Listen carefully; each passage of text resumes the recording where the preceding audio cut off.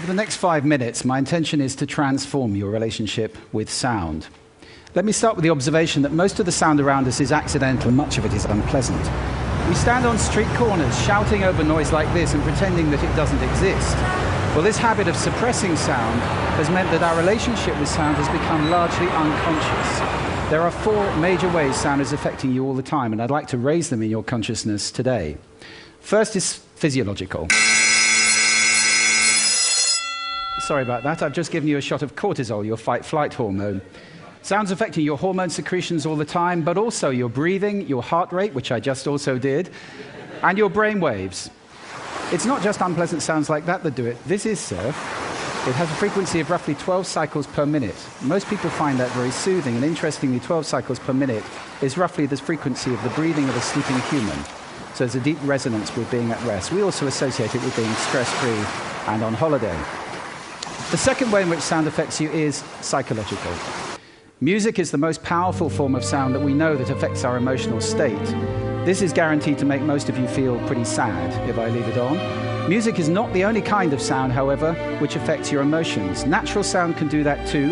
Birdsong, for example, is a sound which most people find reassuring. There's a reason for that. Over hundreds of thousands of years, we've learned that when the birds are singing, things are safe. It's when they stop you need to be worried. The third way in which sound affects you is cognitively. You can't understand 2 people talking at once, or in this case, 1 person talking twice. Try listening to the other one. You have to choose which me you're going to listen to. We have a very small amount of bandwidth for processing auditory input, which is why noise like this is extremely damaging for productivity. If you have to work in an open-plan office like this, your productivity is greatly reduced, and whatever number you're thinking of, it probably isn't as bad as this. You are 1/3 as productive in open-plan offices as in quiet rooms. And I have a tip for you. If you have to work in spaces like that, carry headphones with you with a soothing sound like birdsong, put them on, and your productivity goes back up to triple what it would be. The fourth way in which sound affects us is behaviorally. With all that other stuff going on, it would be amazing if our behavior didn't change. So ask yourself, is this person ever going to drive at a steady 28 miles per hour? I don't think so. At the simplest, you move away from unpleasant sound and towards pleasant sound. So if I were to play this, for more than a few seconds, you feel uncomfortable. For more than a few minutes, you'd be leaving the room in droves. For people who can't get away from noise like that, it's extremely damaging for their health. And that's not the only thing that bad sound damages. Most retail sound is inappropriate and accidental and even hostile, and it has a dramatic effect on sales. For those of you who are retailers, you may want to look away before I show this slide. They're losing up to 30% of their business with people leaving shops faster or just turning around on the door. We all have done it, and leaving the area because the sound in there is so dreadful. I want to spend just a moment talking about the model that we've developed, which allows us to start at the top and look at the drivers of sound, analyze the soundscape, and then predict the 4 outcomes I've just talked about, or start at the bottom and say what outcomes do we want, and then design a soundscape to have a desired effect. At last, we've got some science we can apply, and we're in the business of designing soundscapes.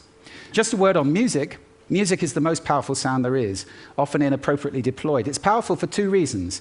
You recognize it fast, and you associate it very powerfully. I'll give you 2 examples. Most of you recognize that immediately. The younger, maybe not. And most of you associate that with something. Now, those are 1-second samples of music. Music is very powerful, and unfortunately, it's veneering commercial spaces, often inappropriately. I hope that's going to change over the next few years. Let me just talk about brands for a moment, because some of you run brands. Every brand is out there making sound right now. There are 8 expressions of a brand in sound. They're all important, and every brand needs to have guidelines at the center. I'm glad to say that is starting to happen now. You all recognize that one? This is the most played tune in the world today. 1.8 billion times a day, that tune is played, and it costs Nokia absolutely nothing. Just leave you with 4 golden rules for those of you who run businesses for commercial sound. First, make it congruent, pointing in the same direction as your visual communication. That increases impact by over 1,100%. If your sound is pointing in the opposite direction, incongruent, you reduce impact by 86%. That's an order of magnitude up or down. This is important. Secondly, make it appropriate to the situation. Thirdly, make it valuable. Give people something with the sound. Don't just bombard them with stuff. And finally, test it and test it again. Sound is complex. There are many countervailing influences. It can be a bit like a bowl of spaghetti. Sometimes you have to just eat it and see what happens.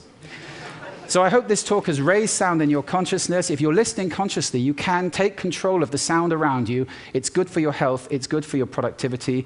If we all do that, we move to a state that I like to think will be sound living in the world. I'm going to leave you with a little bit more birdsong. I recommend at least 5 minutes a day, but there is no maximum dose. Thank you for lending me your ears today. Thank you.